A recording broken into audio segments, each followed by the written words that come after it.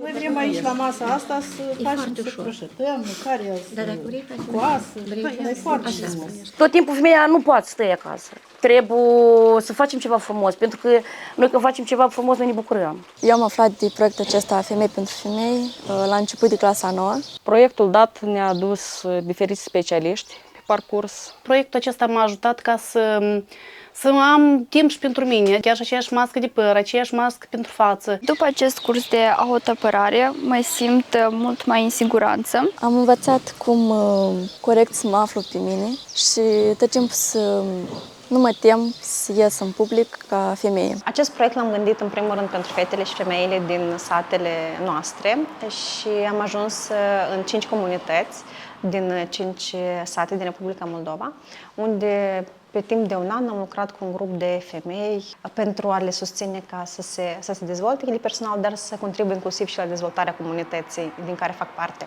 Proiectul este realizat împreună cu UNICEF în Moldova. Eu mă numesc Zupco Iulia, am 16 ani, sunt din localitatea Iermoclia, raionul Ștefan Vodă. Mă numesc Lilia, familie Bulican deja după soț, sunt căsătorită, sunt din satul Semeni, de Baștină, din raionul Ungheni. Mă numesc Natalia, sunt din satul Ciulucani, raionul Telenești. Am 2 fetiți, una împlinește 5 anișori, una are 2 jumate. Mă numesc Valeria, am 15 ani, locuiesc în satul Răscăieți. Mă numesc Ana Ceban, sunt din satul Hârbovăț, raionul Aninenoi. Activez la moment ca asistent personal și plus coordonatoare locală în proiectul Femei pentru Femei.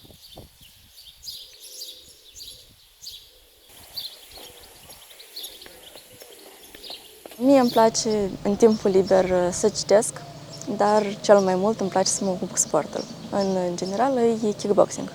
Eu fac antrenamente la Căușeni. Am început să fac de la 14 ani, am aproape 2 ani.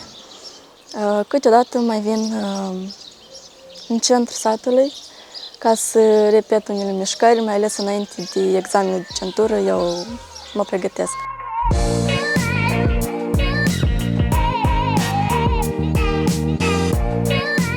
La noi în localitate de obicei se fac multiple proiecte pentru adolescenți, ca să fie ca voluntari, ca să-i pregătească pentru un viitor mai frumos.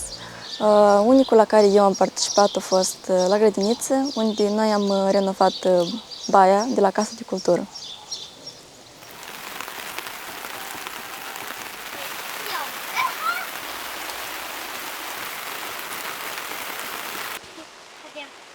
Hai să culegem păpănașii, da? Ia-o, Dana, și acolo păpănaș.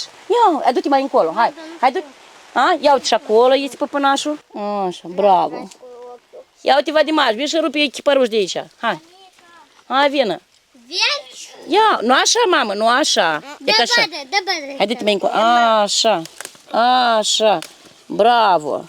Știm o cărțălie? Împreună cu soțul nu avem copiii noștri și ne-am decis de ce să nu facem un bine, să nu facem nu știu, să facem cineva fericit. Mi-am dus să vedem o fetiță și au apărut ei. Am adoptat 3 copii, care deja de un an, în septembrie să avem un an, de când suntem în actele lor, mămică și tătică, 2 băieței și o fetiță, sunt frați, toți frați. Ei vreau părinți, vreau mama, vreau tata, Dana la fel, nici nu discut, la noi îmbrățișări, pupicuri, ceva de nedescris, nu știu, eu am spus că nu știu cum pot să-l ajut așa, 3 copii frumoși, nu știu.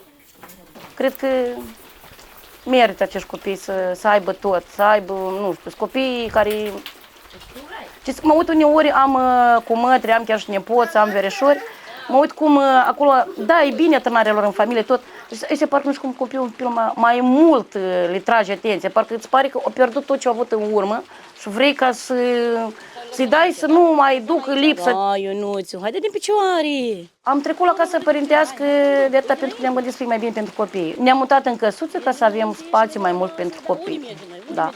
Și la casa unde am trăit, casa procurată, eram la traseu. Era periculos pentru copii. Aici este liber, poarta este toată ziua deschisă, copiii zburdă cu bicicletele, aleargă, avem parc în deal, parc în vale, stadionul în spate, este liber. Suntem sunt în siguranță aici. De asta și-am făcut trecerea asta, schimbarea asta totală. Ia ca noi așa facem pânica acasă, ca la mama. Punem sarea și zahărul. Când era micuță, mama desori ne învăța lucrul ăsta. Și noi atunci, ca copii, nu prea tragem atenție, dar acum pentru mine e o plăcere. M-am întors acasă, de ce? Fiindcă psihotare cu 2 copii e greu.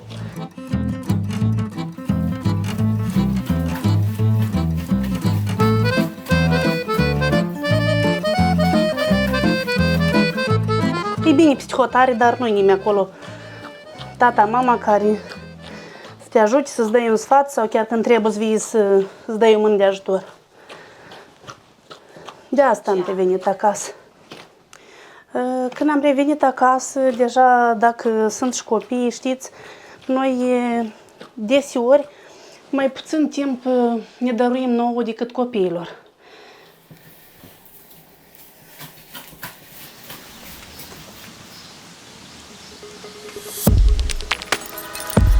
Îmi place să particip la multe proiecte, întruniri. Îmi place sportul anume fotbalul, voleiul. Acum, în timpul meu liber, ies mai mult cu prietenii, seriile, dar nu ne simțim chiar în siguranță. Se opresc mașini cu persoane necunoscute, adică nu din sat la noi, sau chiar și persoane în stare de ebrietate și întâlnim foarte des aceste cazuri. S-a întâmplat ca să ne propună, hai urcați să arătați în drumul sau mai multe și noi încercăm de foarte des să evităm aceste. Chiar mă tem pentru că cumva e foarte periculos, dar nu se întâmplă numai seara, chiar și ziua, când este foarte multă lume și e un simț așa de teamă de ce poate fi, cum mă apăr în acest moment și ce fac mai departe.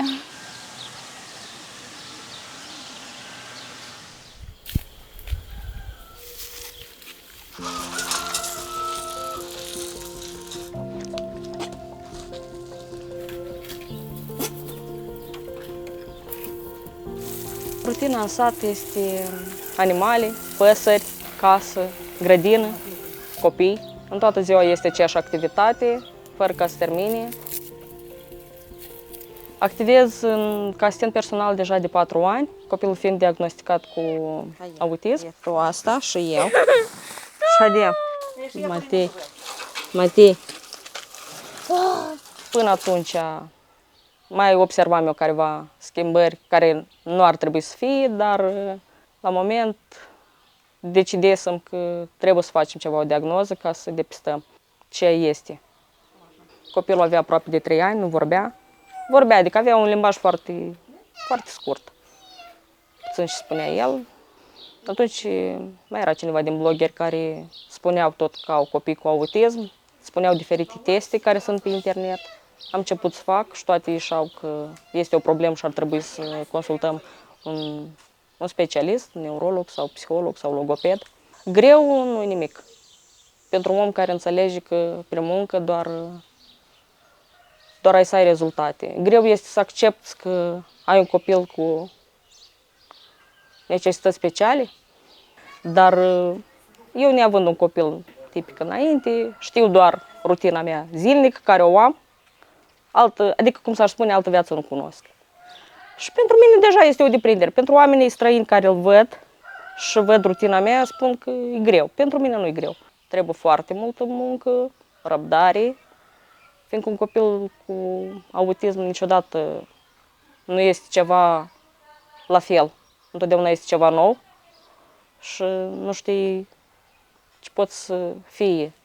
Dacă într-o zi a acceptat să deseneze, a doua zi el poate să nu accepte, dar asta e. încercăm cu pași mici spre visuri mari. Am întrebat femeile cu ce noi am putea să le fim util, cu ce am putea să contribuim la dezvoltarea lor și pe baza răspunsurilor lor am organizat o serie de ateliere, workshop-uri, instruiri pentru a le oferi informații de care au ele nevoie. Femeile au fost ele cele care au decis ce să facă și au organizat ele ceva pentru femeile din comunitate. Nu știu ce le povestesc. Cred că ar fi cel mai normal să povestesc prin mama. Mama este întotdeauna pentru noi ființa cea mai dragă, care o avem, care ne crește. Sper și eu să fiu o mamă bună pentru copilul meu. Și asta. E răbdătoare și muncește, cred că toate mamele. Nu există nicio mamă care nu muncește și nu e răbdătoare pentru copiii săi.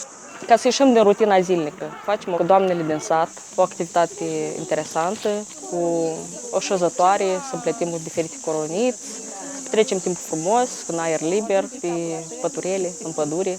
Rolul meu în acest proiect este de a aduna diferite doamne frumoase, care pot să învețe ceva de la ele, să învețe și ele de la altcineva. Am avut parte de nutriționistă care ne-a învățat cum să combinăm alimentele corect, să avem alimentație sănătoasă și echilibrată. Satele din Republica Moldova au nevoie de astfel de proiecte, fiindcă nu toată lumea de la țară își poate permite să facă cunoștință cu diferiți specialiști.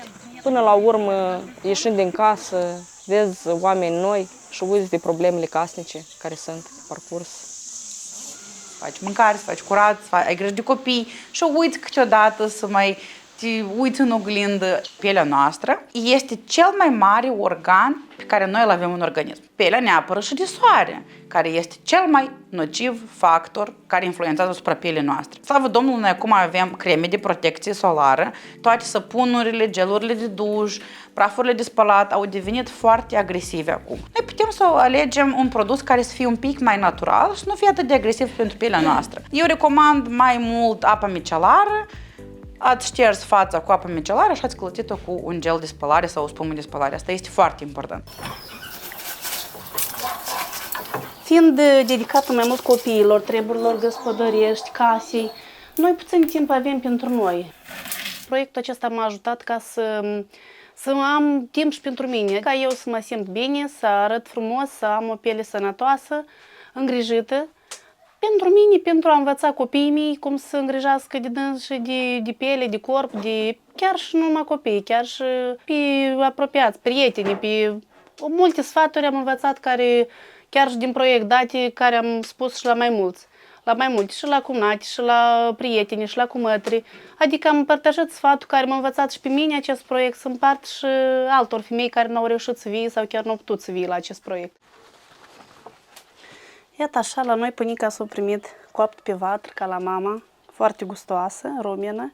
Eu am aflat de proiectul acesta Femei pentru Femei la început de clasa 9. Acesta este un proiect care, într-un fel, ne motivează pe noi ca fete să devenim ceva în viață. Am învățat cum corect să mă aflu pe mine și tot timpul să nu mă tem să ies în public ca femeie. Noi tare am tins cu fetele ca să avem o întâlnire cu cosmetologa, pentru că suntem la vârsta când apar probleme cum ar fi acnea și noi tare am vrut să primim niște sfaturi de la un specialist, cum ar fi tratamente sau produse care să putem să ne îngrijim pielea.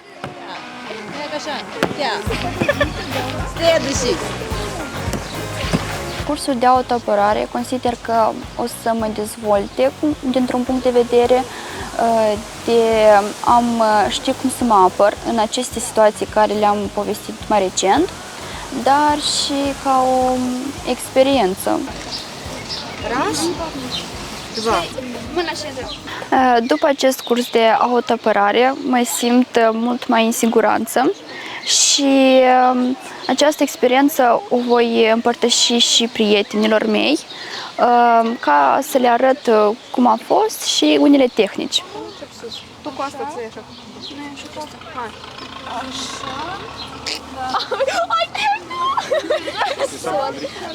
Ani deja, știți, dar atâta energie am, nu știu, am atâta că vreau să fac, am atâtea idei, atâtea Și atunci, datorită proiectului ăsta care a venit acum la noi, avem un proiect super, care ne-a descris și ne-a deschis.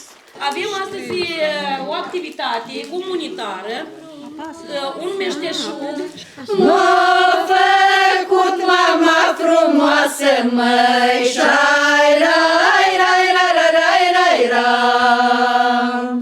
Nici la apă nu mă lasă, nici la apă nu mă lasă, măi, șai. Vreau să, nu știu, mare Dumnezeu, poate că cred și credem că vrem un atelier, să deschidem aici în comună, un atelier de meșteșug, confecționări manuale, din hârtie, brodături, mai multe vrem.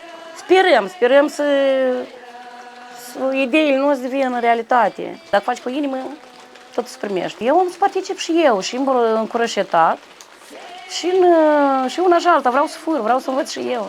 Am fetița. În sat este nevoie de proiecte, în primul rând de a ridica comuna. Tot timpul femeia nu poate stă acasă. Nu poate stă femeia tot timpul acasă, în grădină, la găină, la spălat, la asta. Femeia nu trebuie să iasă. Trebuie la discuții. Avem și noi, suntem liberi, putem să facem, putem să dovedim. Suntem în mâinile noastre. Trebuie să apreciate. Trebuie să apreciate, pentru că ele pot face multe. Vrem să facem în sat să fie frumos, să avem de toate, să ne mândrim cu satul. Toate mășai, rai, rai, rai, rai, rai, rai. Nu mai are mama fată, nu mai are mama fată, mășai, rai, rai, rai, rai, rai, rai. Dar are fete harul și frumoase. Noi le vom oferi niște mici finanțări împreună cu UNICEF și cu Guvernul Austriei pentru ca femeile să gestioneze un proiect propriu-zis în satele lor și să facă ceva pentru alte femei din comunitate.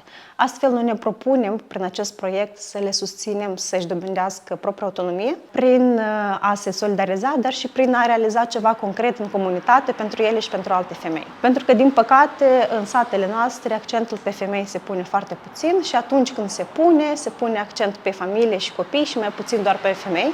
Și noi am încercat în acest an să le amintim femeilor de fiecare dată că da, este important să avem o familie armonioasă, este important să avem grijă de copii, să educăm, dar este important să nu uităm și de noi, pentru că totul începe de la felul în care tu te simți ca femeie, felul în care tu te vezi pe tine și deja ulterior toate celelalte relații pot fi afectate în sens pozitiv dacă tu ești bine cu tine.